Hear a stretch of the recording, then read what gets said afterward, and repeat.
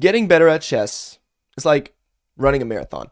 It takes time, it takes training, and it's not a one-way ticket to success. In fact, you have ups and downs, you have mental challenges and things that throw you off while you play your games. We have tilts, we have successes, and we have, hilarious moments. And the journey is always up and down. But today I'm going to continue to share my journey. Recently, I hit 2100 on chess.com. Now, for most people, this is a huge deal, and people are like, oh my gosh, I am insanely good at chess. Yeah, okay, I could be like the top 18,000 player in the world. But let's be honest, like, it's kind of easier than you think. And I want you to watch and learn and get over the mental barrier that, oh, it's impossible to not achieve this. It just takes time, and you just need to find the little things in your game that may be hurting you. And for me, I kind of stopped around this level after I achieved 2000 for quite a long time. I just, played up and down. I didn't play too many games. And in fact, I kind of just stalled at this level. But, after getting refunded points after playing cheaters and whatever, I decided to give it one more shot. And one day I just played a ton of games and was feeling really confident in myself. And I kind of got lucky. Really lucky, to the point that I was kind of shocked that these people are 2000. And yeah, it was not what I expected. In fact, I'm going to show you some of the games that I played. And I feel like this is really important. So, my first opponent is 2100. I'm going to say he's 2090, but he had peaked at 2100. And he's a pretty solid player. But even at my level, you're going to make mistakes. You're not going to play hugely amazing chess. And, we have the basics down. We still are learning our tactics. Like, we're not perfect with our tactics. Like, it's just how it goes. But I've been learning the Italian, and it's hilarious, because why am I learning the Italian at 2000? Aren't you supposed to learn every opening? Well, hilariously enough, not every 2000 knows every opening. But when I expand my knowledge and I learn, different openings and opening patterns and all that, I get better. And yeah, it's kind of gotten me to 2000, and now I'm 2100, but still, I'm not perfect. I feel like people, especially the lower elo players that, watch my content, and they're like, oh my word, you're so good. How do you achieve it? It just takes a little bit of time, a little bit of practice, and you'll soon get there. Just continue to work at it, but it's easier than you think. Don't think it's an impossible goal, because it is easy. But just don't cheat your way to it. Get it? Anyways, e4, e5, bishop c4. I've been playing this bishop c4 line. Usually I can either transpose to a Vienna hybrid, or like, some sort of weird gambit with like d4, or transpose into Italian. And I get invited into like this Italian Philidor defense type of idea for black. And I don't play the most optimal setup, but, I get into a position that I like and I find comfortable. My idea is to strike out with d4. When you play certain openings, know the middle game ideas. It's very important. That helped me get into the rating I am now. I play queen c2, not the most optimal line, but, I get an exchange. I play rook here. In this position, they already wanted me to play f4 and just to ignore this, this pawn, and just attack the bishop right away. So we get rook e1. I play f3, try and, solidify the center, but this is bad because there's already some bad moves.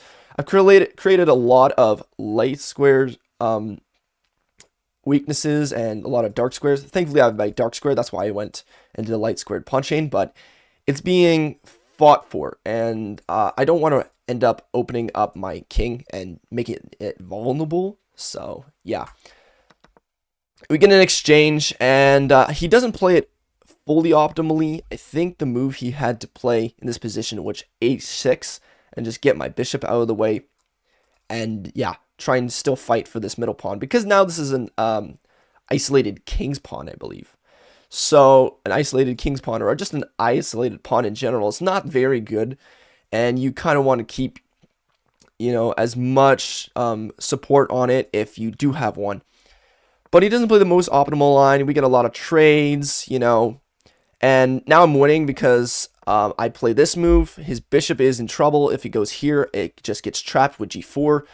But, I take this. He takes my knight. Can't take because it's pinned, right? And the only winning move, hilariously enough, is g takes f7 because, after rook takes, there's this. And lots and lots of bad ideas, because if he goes back, there's just, rook f1. And different ideas like, to, exploit the black's position.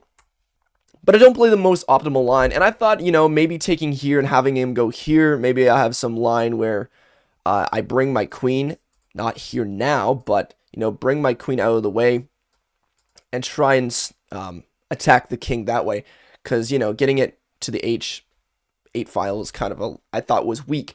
But I played it wrong. And, at my rating, you don't play the most optimal lines. But I thought, okay, maybe I could do a rook lift. He takes my pawn, and yeah, it's just a more drawish position because, we just trade off. We kind of do a couple checks, and this becomes a draw. It's hilarious how this is winning because I have rook d1, and I guess I just didn't see it, and both we were low on time. If you look, I had 2 minutes, he had 2 minutes. Our time management was pretty good, but I just didn't see a way to break through. It's hilarious. Even at 2000, you can blunder a draw, even though if you have a winning position. And like I said, it's not possible. Not possible, but impossible to reach 2100 because, we're human. We make mistakes. We are solid, but not solid enough to be like GM level titled players. And you can definitely see the difference between someone that is like 2100 online and someone that's like a FIDE master, because yeah, there's this clear difference. And yeah, there's just people that have way more experience. For me, I've been playing for 3.5 years, but that still doesn't say, oh, I'm really good at chess, because I make mistakes and I'm not flawless, right? But here, I'm just going to show you this game. This game just showed you that people make mistakes at 2100 level, like clear blunders. Let's get into this game. We get a Scandinavian right off the hop, right? Everything looks good, all simple stuff, and then he just blunders the bishop and resigns. Like 56 moves in, I was just like, what?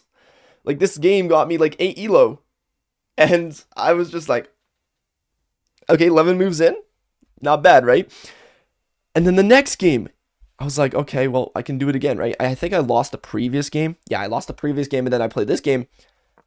And like I said, we get a French defense. I have some idea what the French is like. Just exchange some pieces, bring out my bishop, and he castles. And he loses. Because you either stop me or you lose your bishop. Like, this is 2100 behavior. Like, it's amazing. It's incredible that you can come out and be winning in positions, and it only takes like 11, 12 moves. Like, these are 2100s. 2100s, guys. Like, what can I say, right? There's people make mistakes even at this level, like rookie mistakes, and it just happens, right? But the game got me more elo to 2100. I was like, what? How is this easy? How is this like becoming easy for me? How am I winning these games? And just, finding these, winning ideas. I then rematched this guy because I was like, okay, whatever. And this game actually got me to 2100. I played my Karo Khan, I play a Botvinnik variation. I don't play the most optimal Botvinnik because c4 automatically wins. I know to bring out my queen to b6, but there are certain situations that you do it. In fact, I think I should have brought my bishop out right away, because after here, I think, yeah, bishop g4 is just as good. But I am not interested after like c3 and queen a4. Different ideas with this because there would be a lot of pressure. And as soon as I like go here and I lock in the position, I could play knight here, but like I said, I don't like too much pressure on this knight, and usually if they trade, I'm super happy about it. So he plays the trade. We don't play the most optimal setup, but, I play bishop to a6, sniping the rook. I like this bishop being really active on this diagonal, controls a lot. And, I bring my queen back, and then I move my knight. Now, this is a terrible move, because now my king can castle. And usually, you can allow the non-castling of your king if the queens are off the board. But look our queens are on the board. Okay, my queen is a little bit more active than his, but like I said, being non-castled and him castled, not the sharpest thing to do. And so that was the little mistake I made.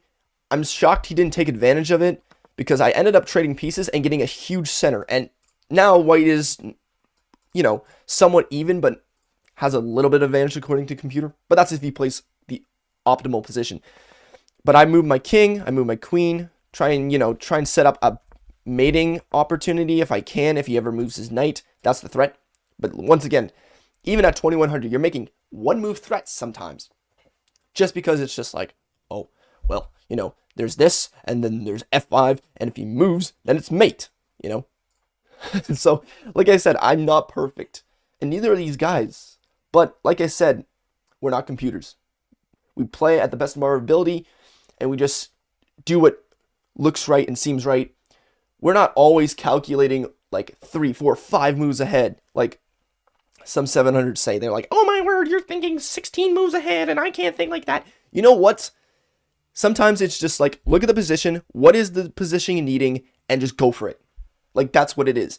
And as someone who got to 2100, that's kind of how I, fluked my way up here. But like I said, it's not always optimal. I play this f5 move. Terrible move, because he can also en passant.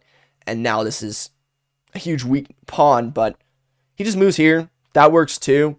And, I'm fighting for a position, but I'm like, I'm not going to give up, right? Okay, yes, I'm going to lose this pawn, but I have to strike back. I have to fight for the other side and try and cause some counterplay. Because, okay, you can't just fold under pressure. Yes, he's got lots of pressure. Yes, he's got lots of room. He has to make these really good suboptimal exchanges to get a position. See, takes, and then queen takes pawn, removing the defender. Simple tactics. Learn your tactics, guys. But then he plays this move because, he doesn't want this to open up, right? But like I said, he's still got the knight takes, but I always have some sort of counterplay coming my way. I don't give up, even though my position looks somewhat bad. I continue to fight. And that's the thing about 2000s, is that even though they may be in a sub-worse position, like keeping the queens on the board, never trading. I mean, come on, that's something you learn at the 2000 level. You want to keep as many pieces on the board to continue the attack. And yeah, I just fight my way, try and maneuver my position. I play this move to try and capture this pawn. Not the greatest move, because there's, always some sort of defense, but I don't think there's a defense in this position. Maybe he can play this, but he just loses that pawn. Like I said, and now I trade off because I have this huge, connected pawn wall. And that becomes a huge asset. Look at this. All 3 pawns just walking. Look at this. Huge, huge, huge. And, I could be in a worse position where he has got 3 on 0, but I got a 3 on 0 on him. Crazy, right? And just the way his rook is situated, it's not there to help. And then I go here, attacking once again the pawn. If you take, I'm going to take and just, bulldoze and just continue to push these pawns. And, yeah. And in this position, I had a very nice move that I thought was genius. But I guess the computer thought it was somewhat mildly worse. And that's rook takes. I mean, I thought I was genius. And sometimes you got to find ways to make sure that your position is savable. Takes, we get a check. We get a queen. We take that free pawn. And, yeah, he loses his rook. And that game got me to 2100. I mean, the ideas of never giving up, The fact that we can, if we just take a little bit more time to, analyze the position, see what's needed, not trading right away, using your most valuable pieces and putting them into the fight, and, somewhat learning about defense. Defense is huge because you don't want your position to crumble. Learning, what pieces are, not using the position and make them your most valuable pieces. Just the simple things I guess you learn along the way. But I'm just going to give this as hope to all of you guys. It's possible. It very is possible. And, we seem to put rating on a pedestal and really just think that it's the be all end all. But it had to come to a conclusion. I think I was around 1800. And I had to die to myself and think, rating shouldn't be the matter of how well you play chess. You could be 700 and you can play a good game and you should feel good that you played well because that shows potential. Sometimes, like, if you look at my blitz and my rapid's 2100, but my blitz is like 1700, right? I don't do amazing under time, like low time. But when I'm having the opportunity to think through my moves and think through positions and, make brilliant sacrifices and, somewhat defend positions that look weak, but then, get out and have a winning position and find those best optimal moves, it feels good. And, I'm 2100, but what does that really mean? What does that really mean? All that I know is that I've gotten to a good enough, strength that I can be confident in myself. And that's what I think you guys should do. You guys should be confident in your own chess playing.